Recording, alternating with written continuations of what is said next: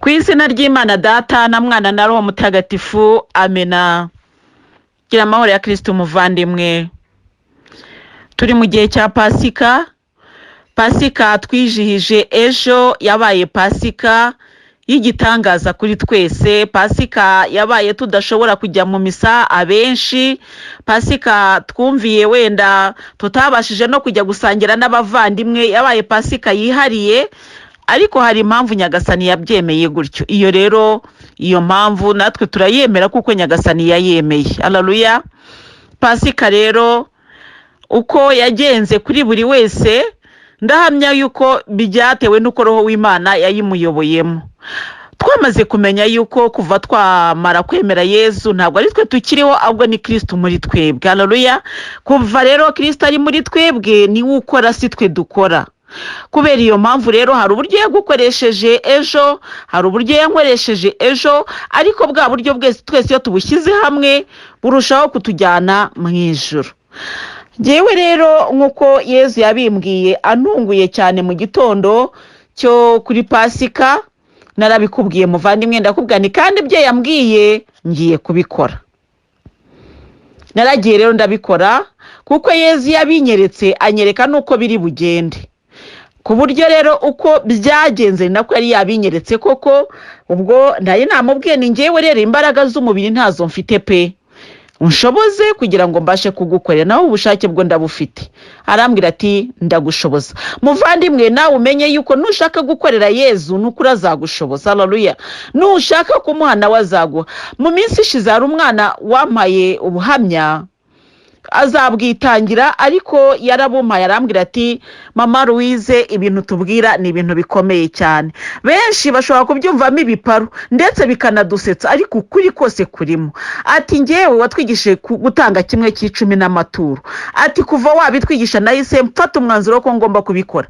Ati ikintu cyagutangaza, nari mfite ikibazo cy'uko nari narabuze umuntu wandihira ishuri kandi nari nkeneye amafaranga menshi cyane.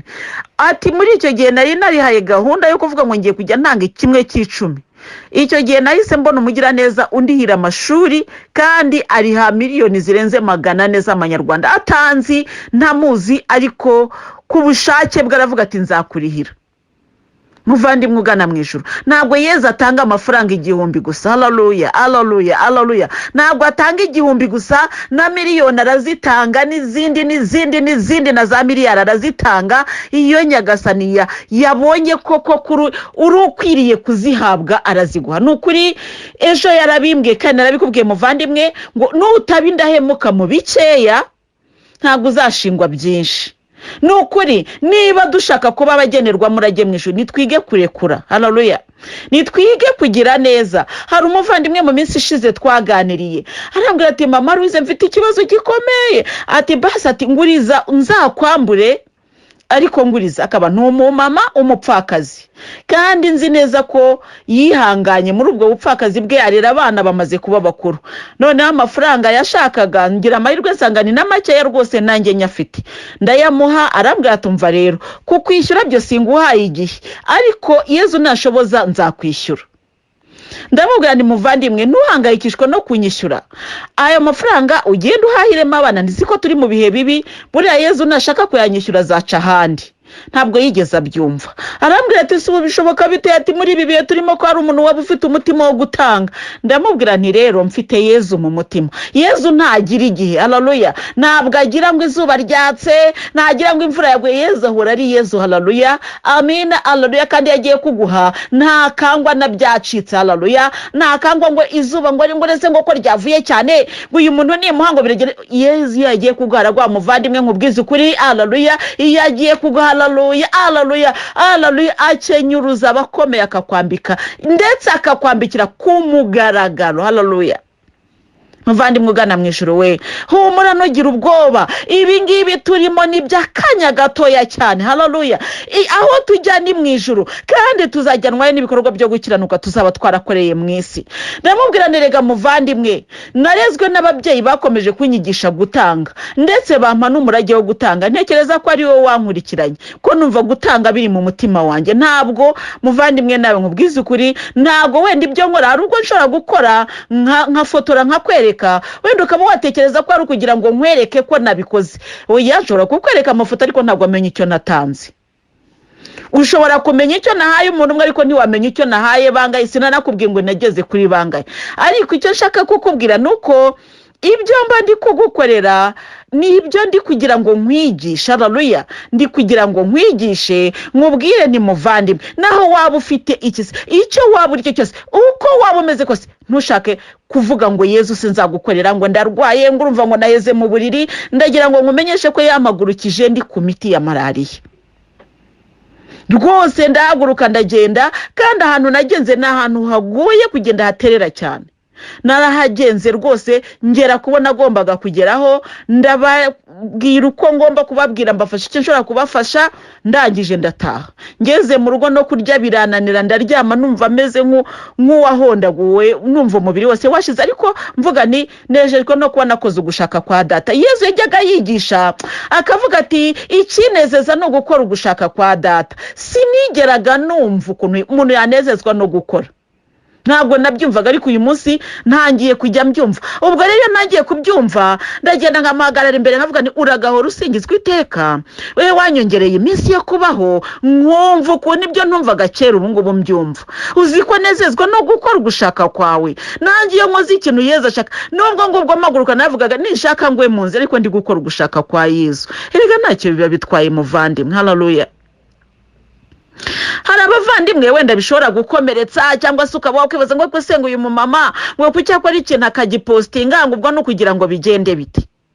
Oya, nagaru kwifotoza, nagaru kwifotoza kubera icyambere gituma nifotoza ntabwo ari wowe uba wanyohereje, kuko mvuze ndi kubikora kugira ngo nifotoze wenda mbashe kugira gute gusabiriza. Reka tuvuke kusabiriza nifashije ari amafoto, ntabwo ari wowe nayaha kuko wowe uri umuvandimwe. Nakubwira ni nkeneye kumfasha, ariko hari igihe biba bibaye ngombwa kubikwereka kugira ngo umenye yuko ibyo tuvugana ari ukuri. Hari impamvu nk'eshatu ngiye kukubwira zituma ndabicamo nihuta, kuko si ubwa mbere mbivuze. Impamvu nk'eshatu zishobora gutuma mfotora ifoto nkayikwereka. Iya mbere ni ukugira ngo nkubwire ni iyo wampaye amafaranga ukambwira utungerere ku mukene, ubu ntumye mba ngomba kukwereka ko nagezeyo.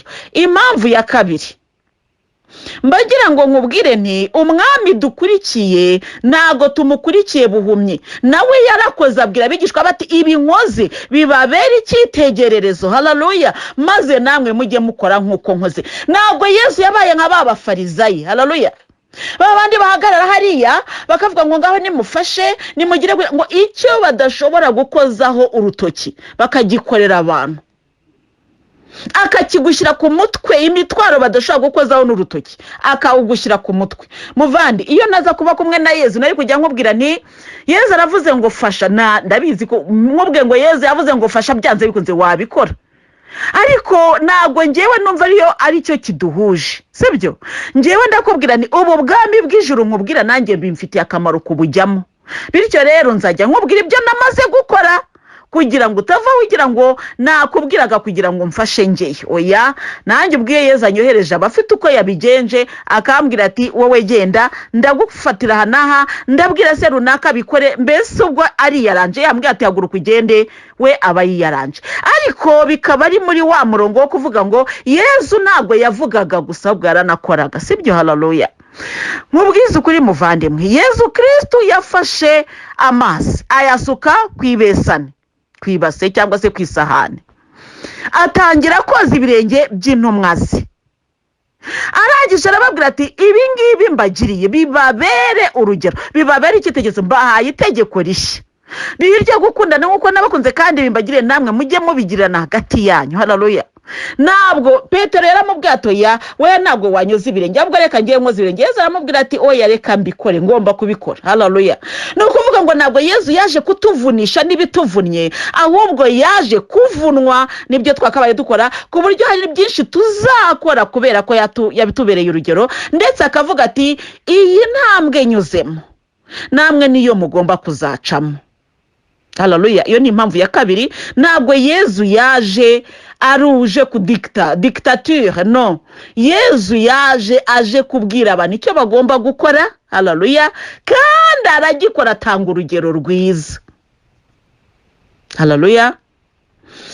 Ubwo rero iyo ikaba ari impamvu ya kabiri nshobora kukubwira, ndagira ngo nkubwire n'ijuru duharanira, nanjye ndarishaka, nzajya nkubwira icyo ugomba gukora, ugikore wenda ku ruhande rwawe, ariko nanjye nzajya ngikora ku ruhande rwanjye, nkubwire ni njyewe navuyeyo, haleluya. Ibyo bibaho rwose iyo hatarimo ishyari, turi abana b'umubyeyi umwe, kukubwira ni nagiye aha n'aha kandi nasanze bameze gutya, numva nta kibazo cyaba kirimo. Impamvu ya gatatu rero, ko nakubwiye ni impamvu eshatu zishobora gutuma nkubwira ntinakoze ikintu iki n'iki. Impamvu ya gatatu, haleluya, ni impamvu tugiye gusoma mu ivanjiri yanditswe na Matayo, umutwe wa 5 kuva ku murongo wa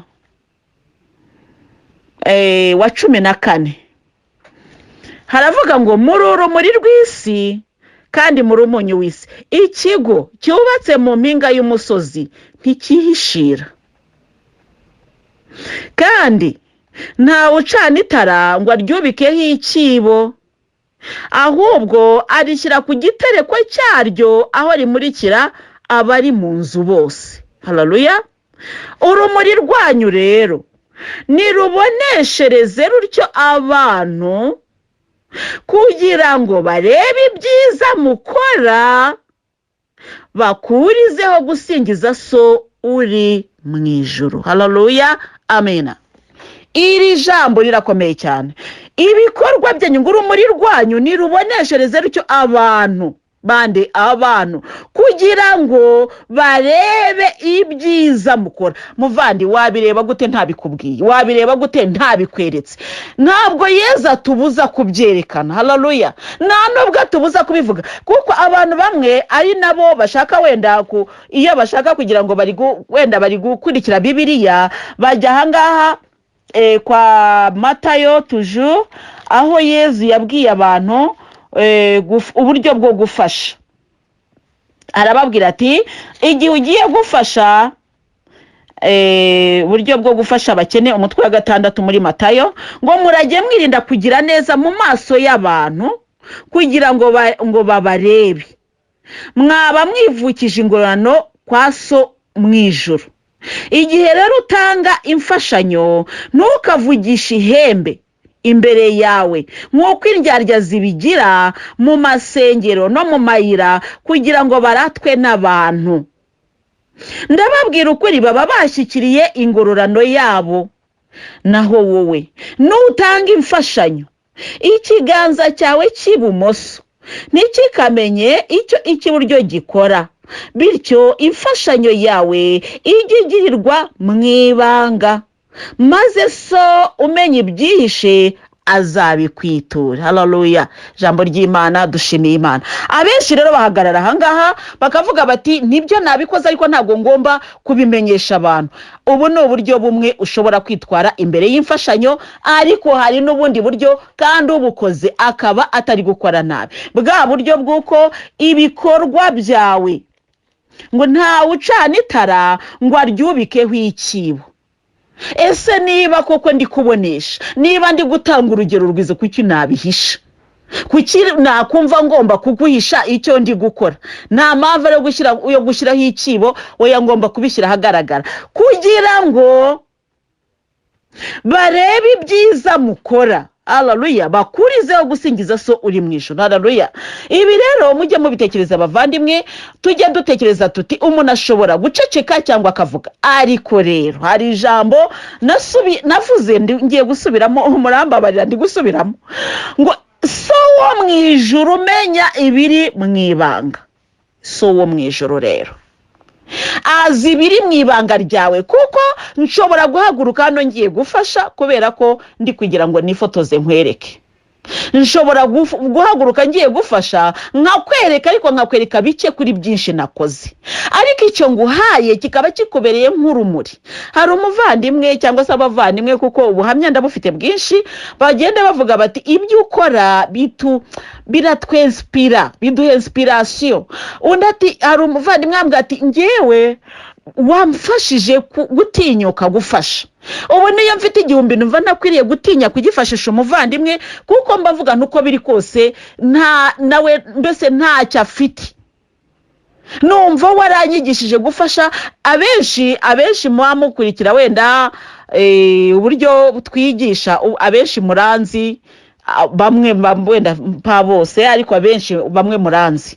N'abantu rero bashaka kuntangira ubuhamya bazi ibibazo nabayemo, bazi ko nta mafaranga mfite ntayo, ariko duke mfite navuze numva Yezu aho wankuye ntabwo nshobora kuzaceceka. Yezu Kristo rero yaje aransanga kuri Pasika, arambwira ati mbese mwana wanjye ntiwibuka aho nagukuye, nari kubwo wacecetse, mbese unahibagirwa koko Nyagasani, ni wacecetse ko mwibuka cyane, ni nkarushaho kugusingiza mwami wanjye, nakubura ngo nguhobere. Yezu we, haleluya. Ariko mwami wanjye umunsi uzigaragaza, Yezu we, namusabye kado kandi azayimpa, yarambwiye ngo azayimpa. Amubwiye niwigaragaza uzareke mbaze nguhobere, numve nshize agahinda n'umubabaro, kuko mwami numva nshaka kuzaguhobera, ndabishaka pe. Yangiriye neza, haleluya.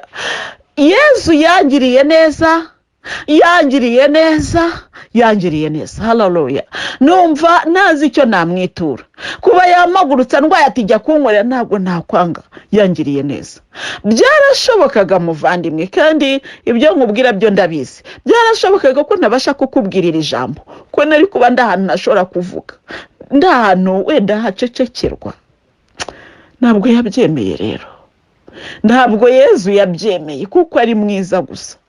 Ni gute rero yamara kundinda akaga n'umubabaro nkananirwa kumukorera? Yezu nzagukorera. Muvandimwe ugana mu ijuru rero, ngewe nkorera Yezu twavuganye. Hari Yezu nigishijwe ndi umwana, hari Yezu nasomye muri Bibiliya, ariko hari na Yezu nabonye mu buzima bwanjye. Uwo nkubwira rero n'uwo nabonye mu buzima bwanjye, kubonekerwa, kubona Yezu gutya ahagaze imbere yanjye naramubonye pe. Ariko uwo siwe ndi kukubwira, kuko iyo nkubwiye uwo nabonye n'amaso, ibyo byitwa ibonekerwa, ryemerwa n'ubishatse. Ariko témoignage yanjye kuvuga ngo ubu no ubuzima nabayemo, ni ibintu ushobora gushakira ibimenyetso kandi ukabibona. Kuba navuga ngo njewe nari meze gutya, naciye mu mukoki umeze gutya, ariko Yezu aranzamura, ntago cyaba ari ikinyoma, kuko ushobora gukurikira trace z'ubuzima bwanjye ugasanga icyo nkubwira gifitiwe ibimenyetso. Naramubonye rero, haleluya. Kandi Yezu nabonye, haleluya, yantwaye buhoro mbabara. Ndagira ngo nkubwire muvandimwe, ntabwo Yezu Kristo azagukiza useka gusa. Niba utegereje Yezu w'amaseka, Yezu w'ibitwenge, Yezu kunezeza uguhumuriza cyane, haleluya, ntabwo uzamubona buri gihe. Umva, akira Yezu w'imibabaro, akira Yezu w'imibabaro. Nabonye ari ugoye kwakira. Abantu benshi tugeze kuri Yezu w'imibabaro ntabwo tuzamuka. Ariko Yezu wubaka inzu, Yezu utanga imodoka, akazi keza, mbese bya bindi byose confort matériel, ntabwo uwo Yezu nta muntu n'umwe wakwanga kumwakira, ahubwo akambwa tujye ubwira abana banjye basabire gusubizwa, kuko ibibazo byo iyo bimaze gukemuka ibisubizo bigora benshi. Muvandimwe ugana mu ijuru we, nagira ngo nkubwire ni uwo Yezu utanga inzu ntabwo wananirwa kumwakira. Dore Yezu rero ugoranye kwakira, ni Yezu uzaguhekesha umusaraba akakubwira ngo zamuka Karuvariyo. Uwo ni we Yezu ugoye kwakira. Yezu rero ngewe naramubonye, yancishije mu mukoko ucuza umwijima, ndahabona pe. Ariko kandi haleluya, mpabona napfuye. Mbere yuko nabonye ikintu sinzi uko ndibuze kubivuga, bijya bingora, kandi mujye mwihangana abavandimwe, nijya mvuga ngasubiramo ubuhamya bwanjye biba binkoze ku mutima, kuko hari ibintu nashaka gukora, ntabwo nshaka kuvuga Yezu ntavuze aho nahuriye nawe, birangora. Kandi ujye wihangana abavandimwe, ayo niyo makuru yanjye. Yezu mvuga ntabwo ari uwo nasomye muri Bibiliya gusa, narasomye yego, nsoma Bibiliya, ariko iyo ataza kunyiyereka ngo mubone mu buzima, haleluya, ubu mba ndi kuvuga Yezu mbese nsikimba nka kwa kundi n'abandi bashobora kujya hari umuntu akakwigisha rwose ukamara amasaha abiri ukumva inyigisho, ariko ukumva ntacyo watoyemo, cyangwa ukumva ntikuryohe, cyangwa se ugasanga umuntu ari kwigisha kuri Yezu abantu basinziriye. Ibyo bibaho, si uko atari kuvuga Yezu, ariko burya ari kuvuga uwe Yezu. Ngewe rimwe na rimwe ndavuga n'uyu muntu wigisha agasinziriza aba ari kuvuga Yezu wo muri Bibiliya, Yezu yasomye. Haleluya! Nuvuga Yezu wabonye. Haleluya! Umva muvandi, haleluya, haleluya. Nuvuga Yezu wabonye ukamubona mu buzima. Haleluya! Wasinziriza abantu te? Nagusinziriza nandi kukubwira uwo nabonye kandi yarantangaje cyane. Haleluya! Yezu nta nubwo ngewe nabasha kumuvuga. Yezu yaranejeje cyane. Nuko rero reka nkwibwirira iby'ubuhamya bwanjye. Naricaye mbanza kwirwanirira mbere yuko anyinjiza mu bigeragezo.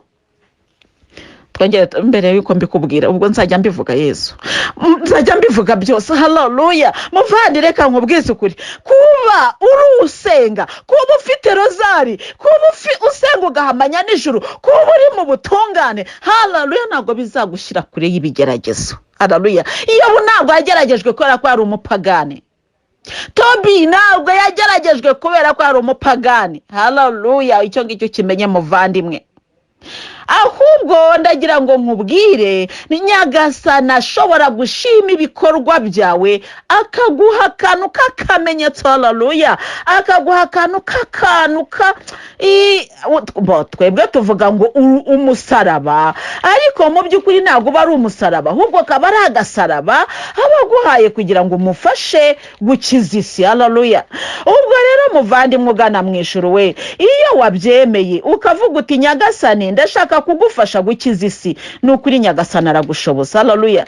ntabwo rero abantu rero baribeshya cyane ngo urumva ngo runaka ngo yarasengaga cyane, ngo twari tuzi ngo ko ari umuntu w'umunyamasengesho, ngo ariko ibyamubayeho ngo byaradutangaje twese, ngo twebwe nibyo babigishwa bajyaga Emawusi bagendaga bavuga, ngo twebwe ngo yari yaragaragaje mu magambo no mu bikorwa ngo ko ari umuntu ukomeye, ngo natwe twabonaga ko ari umuntu ukomeye, ngo ariko ngo ibyabaye ngo biratangaje, ngo rwose mbese byari byababereye urujijo, nkaho uwo muntu ukora ibikomeye, ukora ibitangaza adashobora gupfa.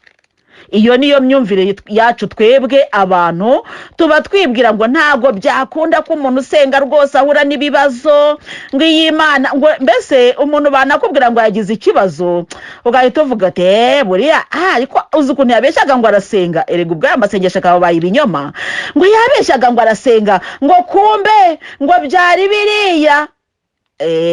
Abenshi naho ngaho turebera rero, ubwo tukaba twabaye nyine abacamanza, ariko urubanza tukaba tururambitse hariya.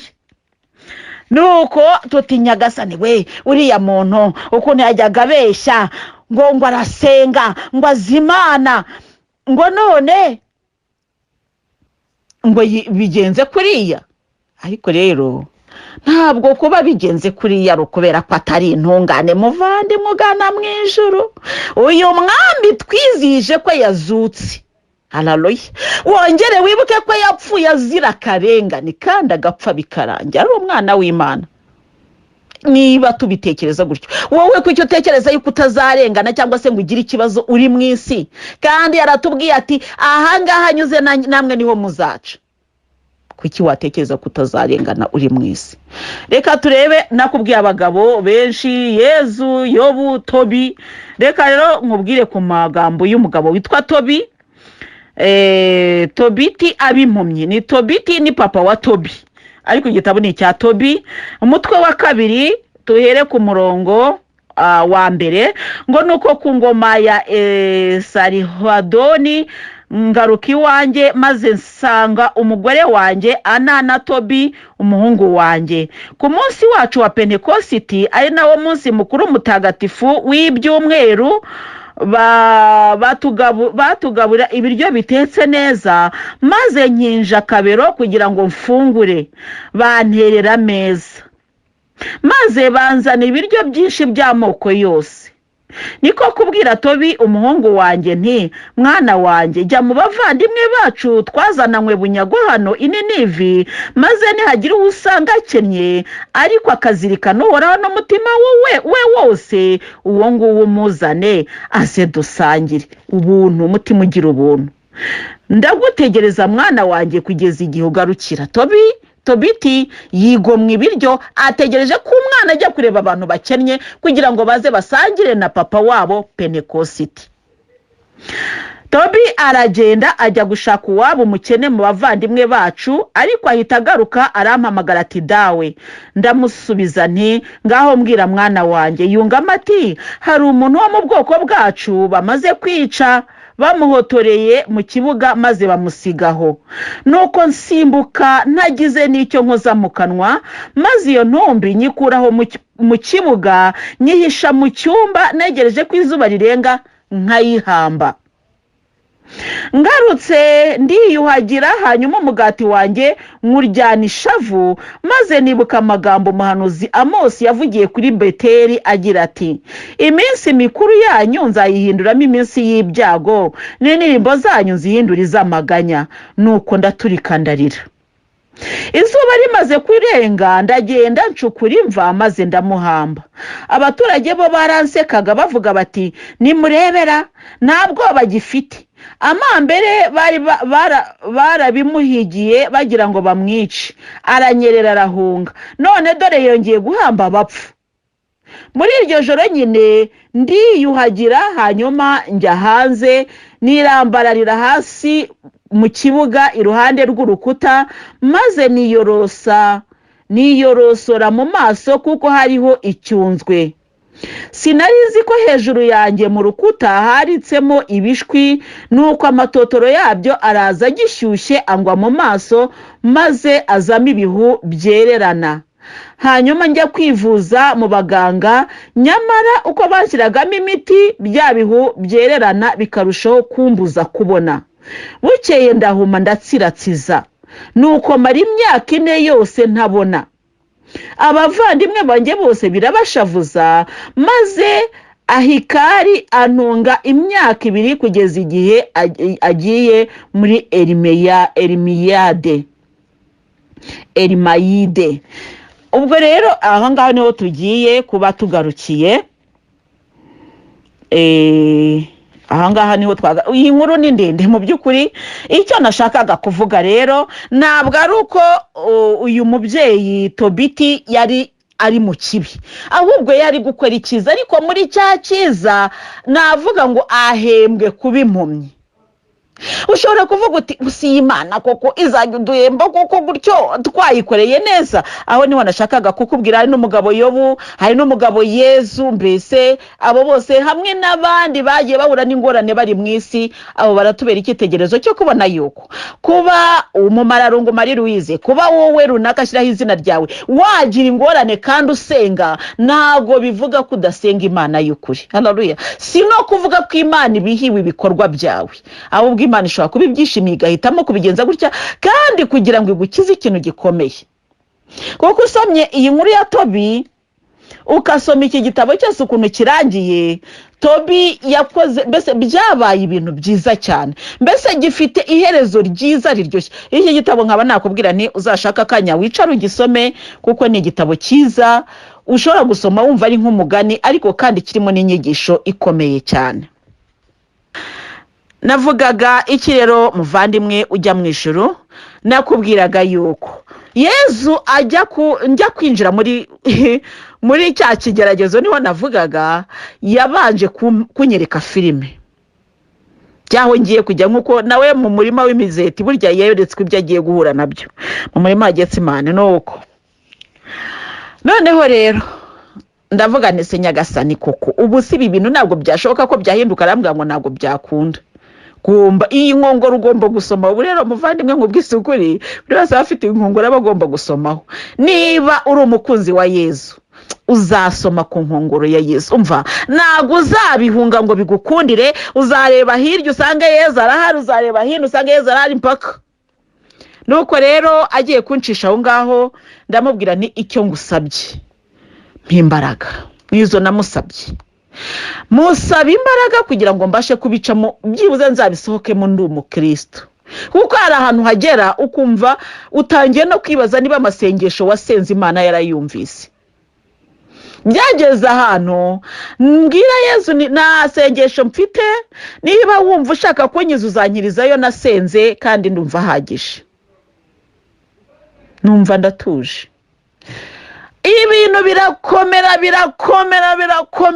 nanjye ndavuga numva rero Nyagasani, nanjye gutuza ndebe iherezo ry'iyi filime, ko filime iri kunkinirwaho, ni ngewe acteur principal, ariko simbona uko iyi filime iri burangire.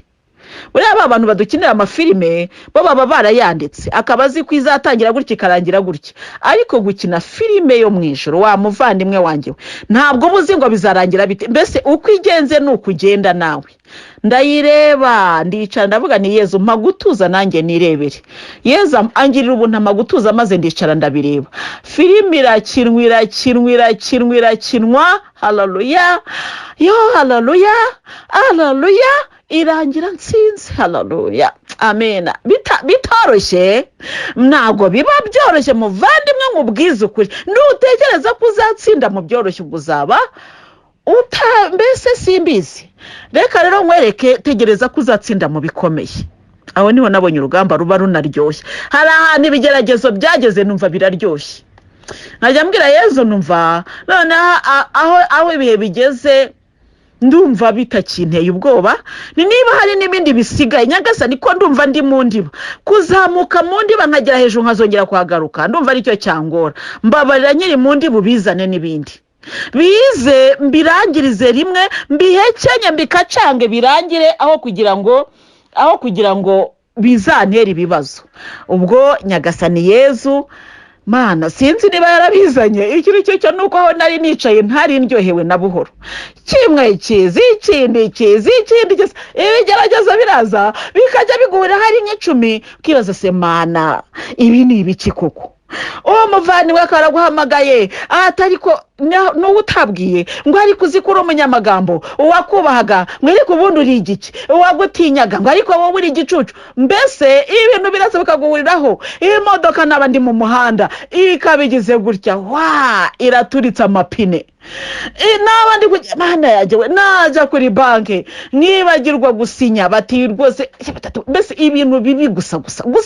Mana yanjye byagezeho umuntu akambwira ati rero mama Louise, ikibazo ufite ndakibona rwose, ngiye gushaka amafaranga nze ngutabare, ndabona ukomerewe umerewe nabi. Yatirimuka aho ngaho akaba aramubwiye ngo biranze, arumbeshya, ari uwanga kuntabara. Mbese byageze ubwo numva ko nta n'uwagambira kuntabara ngo abigereho.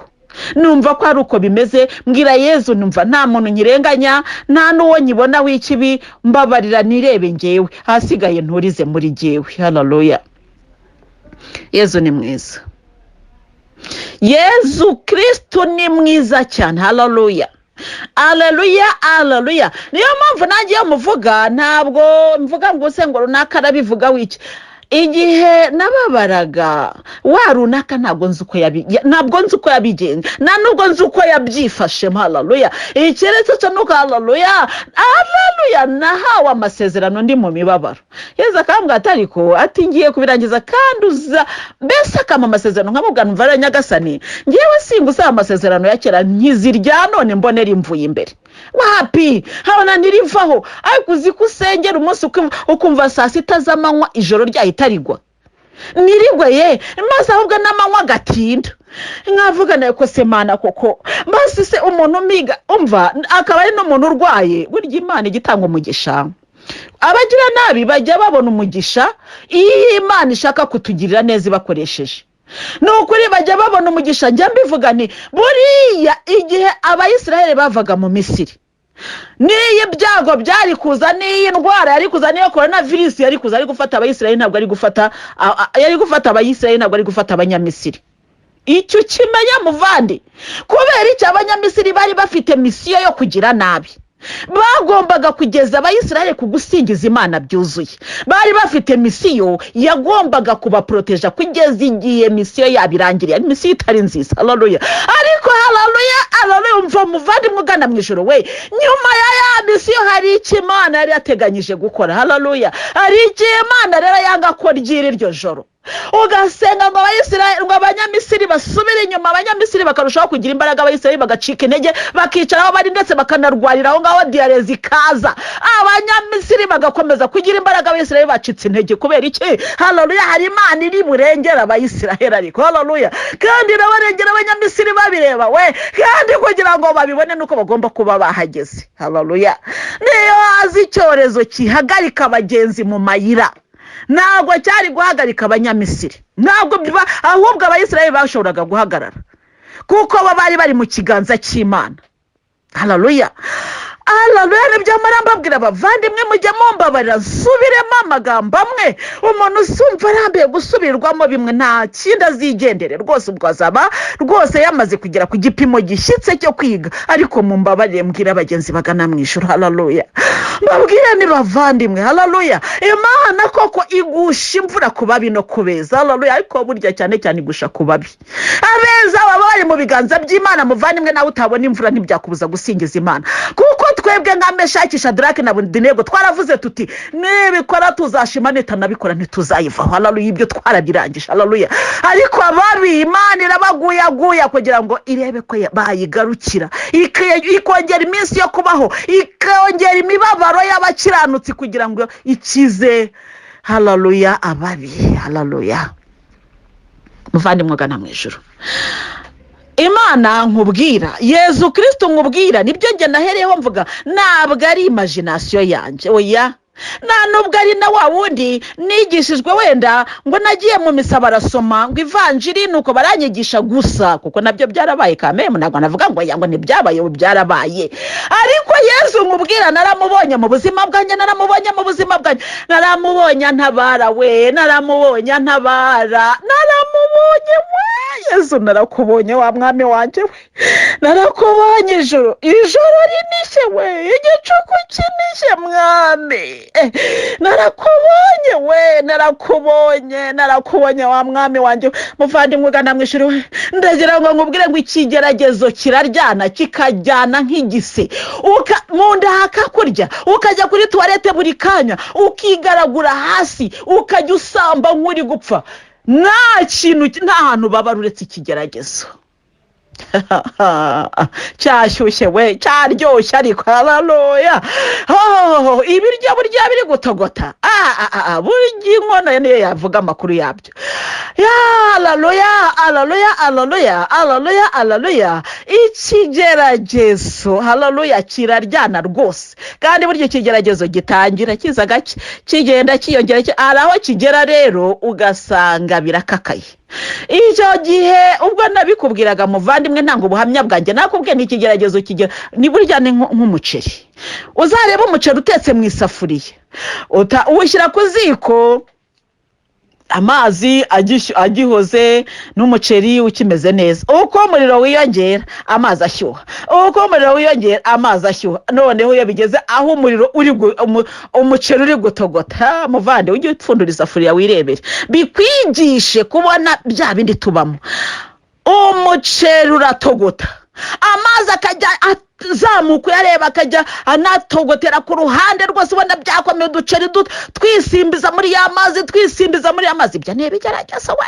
Iyo byamaze gutogota, yewe we, iyo urisimbiza ukajya wisimbiza ugaruka mu wisimbiza, ariko birangira bikamye. Haleluya, haleluya, haleluya, haleluya, birangira bikamye muvandi. Burya amazi agera, ya mazi uko yakaguteraga rwaserera, uko yakakubizaga guterera hejuru muvandi wanjye nkunda, agera hagakama byose bikarangira. Haleluya, barya umuceri ntago barya amazi, ye baba we. Haleluya, haleluya.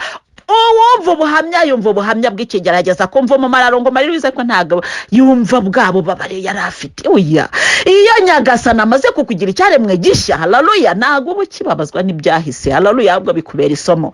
Ngiye ubusiga nicara nkabwira Yezu, burya iyo birangeza kirya gihe ubirishimwe mba ndifite, avuga ni warakoze kutanyumva kirya gihe. Narasengaga nkayamubwira ko Yezu kuki utanyumva, koko akaceceka.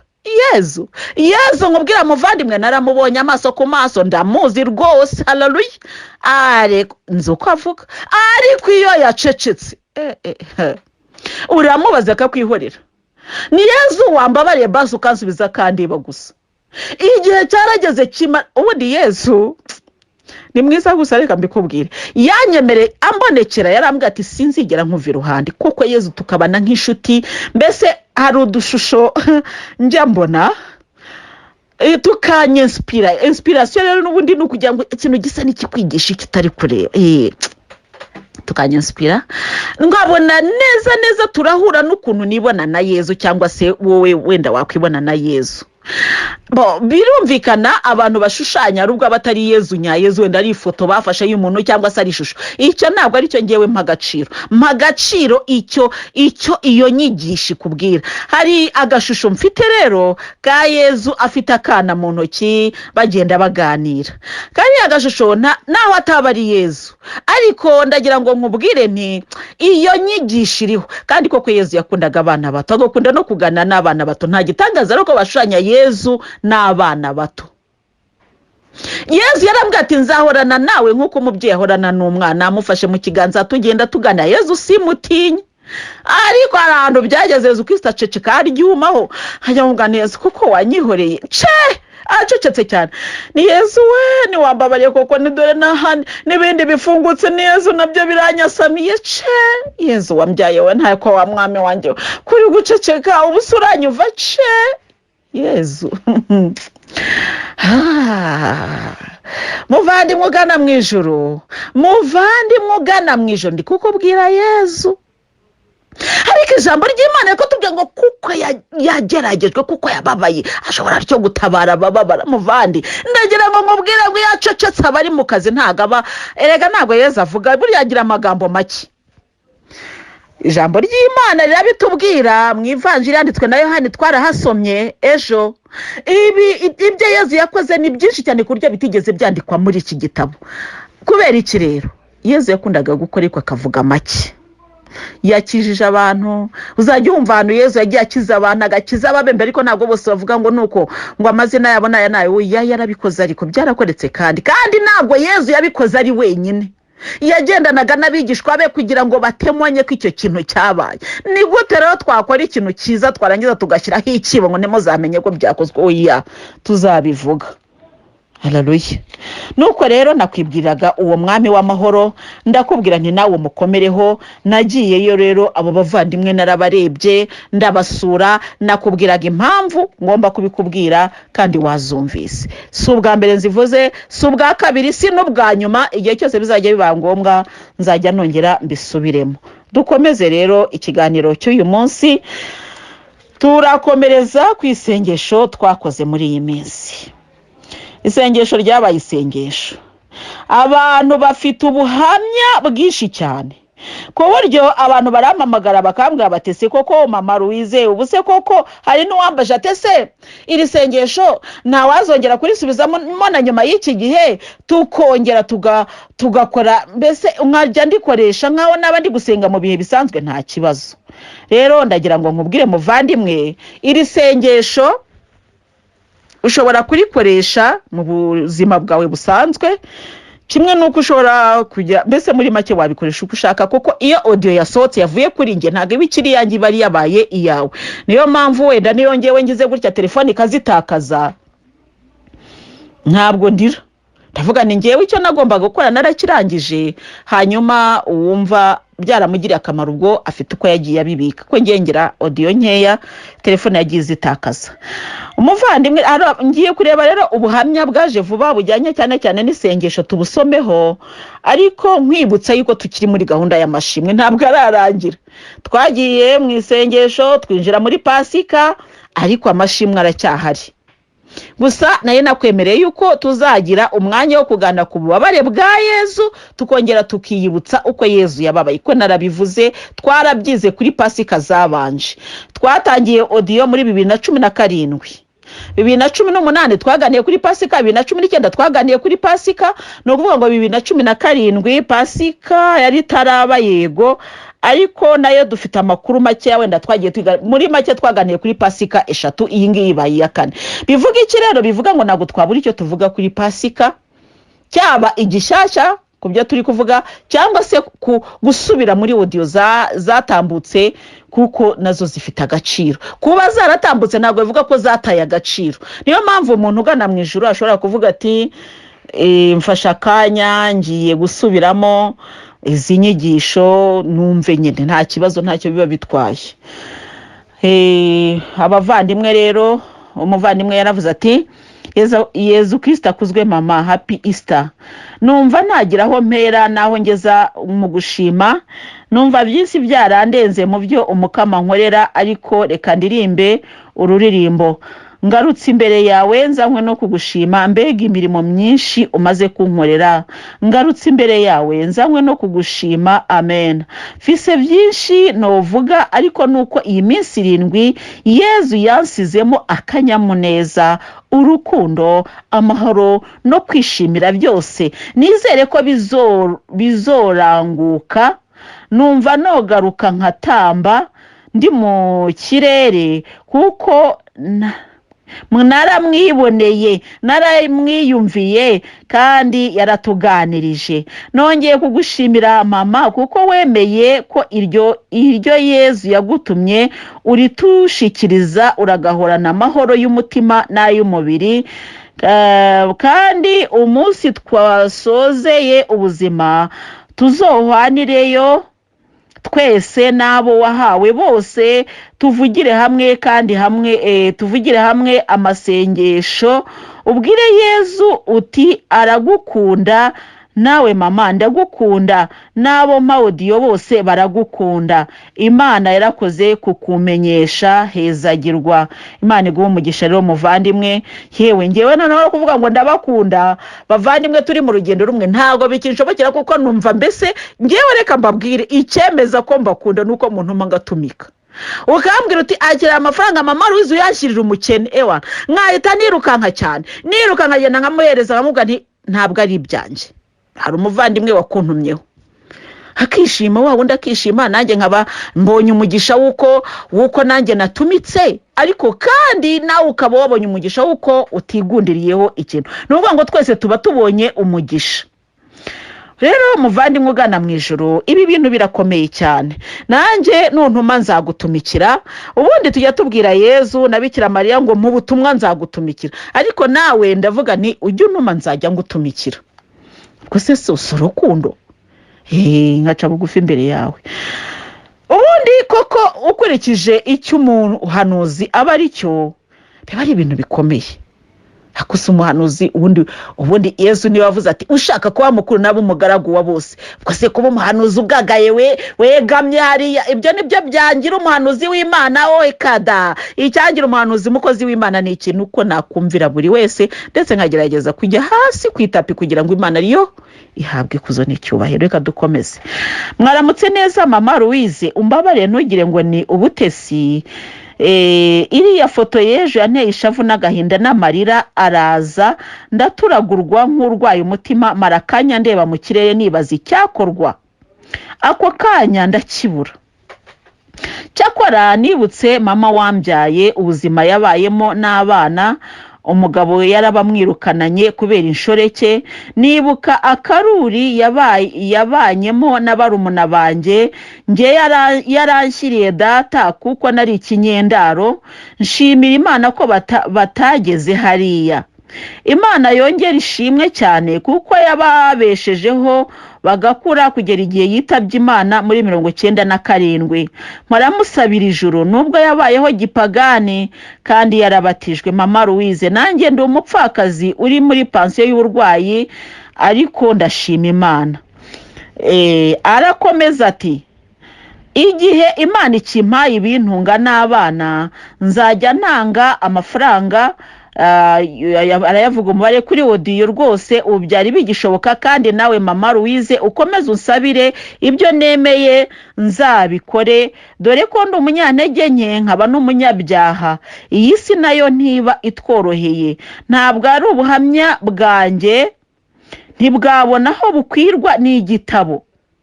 Kenshi nabayeho nabi, ariko iteka Imana ikangoboka. Ishimwe ubuziraherezo yarakoze. umuvandimwe wampaye audio navuga ko natangiye kuzumva neza muri Fevrier 2020 yaba wowe yaba nawe mwese Imana ibampera umugisha utagabanije nongeye kugushimira bikomeye ko wanshyize kuri groupe ya audio. Imana iguha umugisha muvandimwe.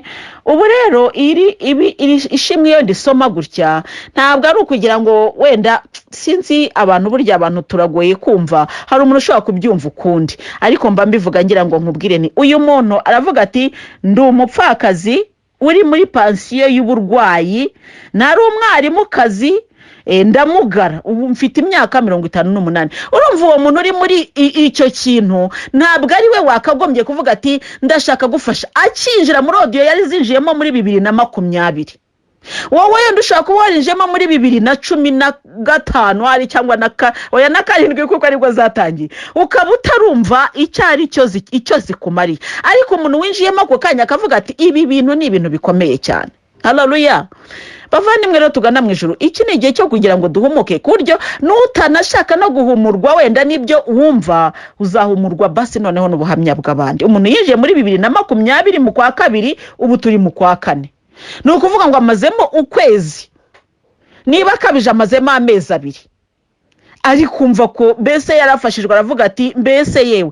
Ariko kandi iyi foto rero yabonye ni ifoto naboherereje mu minsi ishize y'akana kabaye amagufwa kubera inzara, niyo yamubabaje, ariko bituma yibuka n'ubuzima bw'iwabo, aravuga ati ibi bintu ni ibintu umuntu aba akwiriye gutekerezaho cyane. Muvandimwe ugana mu ijuru rero, humura, Imana izagushoboza, kandi icyo utashoboye icyo nacyo tujye tukivuga. Icyo utashoboye Yezu akavuga ati iki sinkigushinja, nuko ntazagira ikigushinja. Icyo utashoboye ntuzigere witera icyuma ngo uvuge ngo Mana ko ntabishoboye, uzaba utabishoboye, ariko Yezu azagushoboza kuko hari ubushake n'ubushobozi buraboneka.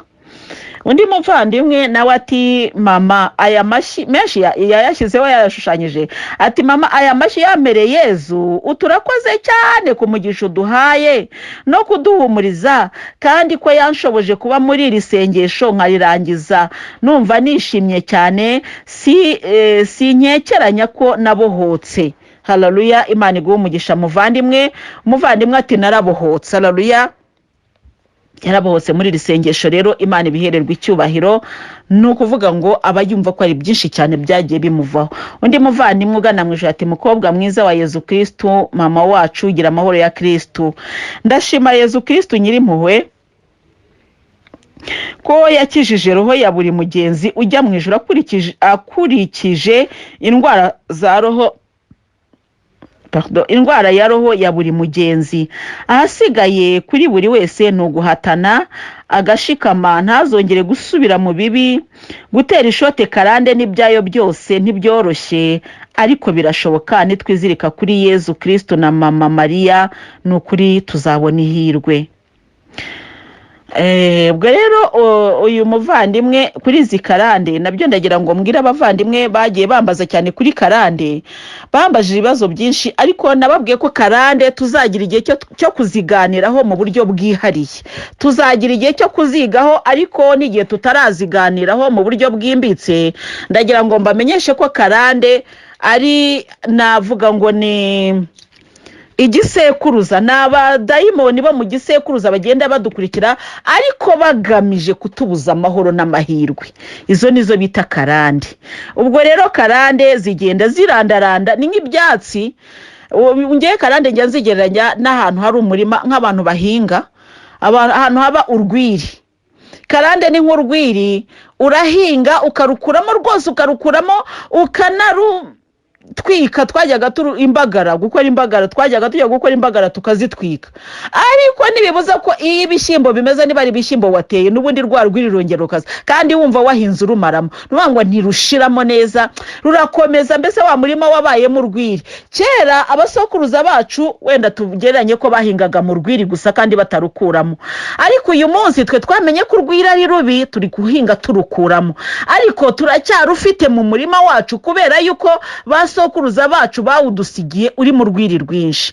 Ariko uko tugenda duhinga duhererekanya niko rugenda rucika. Hari ahantu ushobora gusanga uyu munsi nta rwiri ruhaba, si uko rutahigeze ahubwo nuko abahinze bagiye barurwanya ruvamo burundu. Bityo rero muvandimwe, igisekuruza kibi, iyo karande mbi igenda icika buhoro buhoro kugera ku gisekuruza uzaba uriho utagifite iyo karande, wenda ahubwo abana bawe bashobora kugira karande wowe ubwawe ubateye. Niyo mpamvu ugomba kwitonda rero, ushobora kutagiriza abasokuruza bawe ariko ukagira izawe bwite. Niyo mpamvu rero ukagira izo inshyashya mbese. Ntabwo bivuga ko wenda karande, ntabwo ari uvuga ko byanze bikunze wenda abazaba banywa itabi. Wenda iterambere ryaraje bagenda batwigisha ububi bw'itabi, itabi turi kurireka. N'ikimenyimenyi uyu munsi kugira ngo uzabone umuntu unywa inkono y'itabi biragoye. Ariko none bishobora kuva aho ngaho bikajya ku kindi kintu. Wenda umwana akazagira karande yo gukunda telefone par exemple, kubera ko wowe wahoraga muri telefone, umwana wakazamera gutyo, iyo ikaba karande kandi zamujyana hehe ku kintu cyo kutita ku bintu, cyo kutita ku bantu, kwihugiraho, guhugira mu bye gutyo. Mbese muri make hakaba karande twebwe ubwacu twihimbiye kandi zigafata. Niyo mpamvu rero nkubwira ni nk'umugenzi ugana mu ijuru, ugomba kwirinda iz'abasokuruza ariko ukirinda no gukereya inshyashya. Ubwo rero karande tuzaziganiraho, ariko mu magambo make karande nicyo ngicyo. Umuvandimwe yarakomeje ati ngiye narangije gufata icyemezo kidakuka. Kwaheri ibyaha n'ibisa nabyo byose ndabyanze. Ngiye kwizirika kuri Yezu na Mama Mariya. Rozari ntagatifu nitwibanire kandi Yezu anshoboze gukora ibikorwa bihoraho by'urukundo. Mama wacu Yezu Kristo aguhezagize cyane. Yezu Kristo akijije abohoye roho nyinshi kubwira isengesho watugejejeho. Haleluya, amen. Imana iguhe umugisha muvandimwe. Afashe umwanzuro, arawufashe kandi awufashe ku giti cye ati mbese kwaheri no kuvuga ngo urabeho byaha n'ibisa nabyo. Hari icyaha akaba n'igisa n'icyaha. Icyaha wenda tuvuge niba gusambana ari icyaha, no kwifuza umugore wundi ntabwo uba wasambanye, ariko nabyo ubwo uba watangiye kubikora, kirasa n'icyaha nubwo kitaraba icyaha neza. Bityo rero tumaze kumva icyaha n'igisa nacyo. Tumaze kumva uko abavandimwe bifashe muri risengesho, kandi noneho tugiye gukomeza ku buhamya kugira ngo niburangira tubone kwinjira muri gahunda zikurikiye, kuko iyi Pasika ndashaka ko tuzayisobanukirwa neza tuhereye kuri za audio zatambutse. Ndagira rero ngo nongere nsane imitima yacu bavandimwe tugana mu ijuru, mbwira abagenzi bagana mu ijuru nti aho tujya hariho, kandi udutegereje uwo dusanga aradutegereje kandi adutegerezanye ibyishimo. Yarateguje kuko mandi birari mu ijuru birakomeye, birarimbanyije cyane. Haleluya, bategereje umugeni wa Kristo. Haleluya, birakomeye cyane, bategereje kuzabona umugeni. Ubwo rero muvandimwe ubukwe buri gutegurwa hirya y'aha ngaha. None we mugeni uri mu biki? Basa nawe uri kwitegura. Ntabwo rero ari wa mugeni wo kuvuga ngo ndi umugabo sindi umugeni, ndi umugore sindi umugeni. Uyu mugeni wa Kristo ni umuntu uzaba wambaye ibikorwa byo gukiranuka. Ubwo ikitwa wenda kuvuga ngo sexe masculine feminine, ibyo bizaba byavuye, ntago azagenda ku gitsina, ku turere, ku madini. Oya, uyu mugeni ni uzaba aserutse neza. Haleluya, yambaye neza, atambutse. Haleluya, atakoze isoni. Haleluya, Yezu aratubwira ni munyihakana mu maso abo nanjye nzabihakana mu maso ya Data. Aho niho bazakorerwa isoni. Muvandi, ubu ngo ugiye kumuhereza ikiganza ngo Nyagasani nakoze neza, akavuga ati ntago nkuzi. Si waba usebye kandi byiteka ryose. Nanjye rero nkamugana ntitugasebe bavandi, ntidusebe. Imana yo mu ijuru duha umugisha. Ku izina ry'Imana Data na Mwana na Roho Mutagatifu, amena.